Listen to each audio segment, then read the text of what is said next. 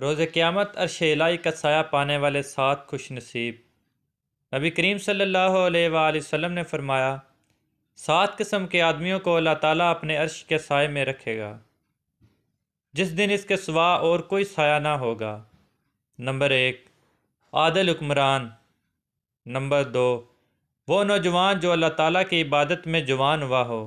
Number 3، وہ شخص جس کا دل ہر وقت مسجد میں لگا رہے۔ نمبر 4، 2 ایسے شخص جو اللہ کے لیے محبت رکھتے ہوں، اسی پر وہ جمع ہوئے اور اسی پر جدا ہوئے۔ نمبر 5، اور وہ شخص جو اللہ کو تنہائی میں یاد کرے اور اس کی آنکھیں آنسوؤں سے بہنے لگ جائیں۔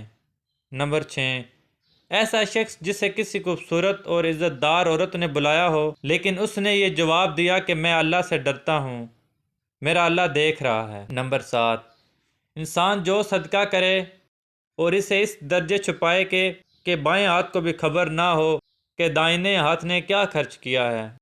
اللہ تعالیٰ ہمیں ان باتوں پر عمل کرنے کی توفیق عطا فرمائے۔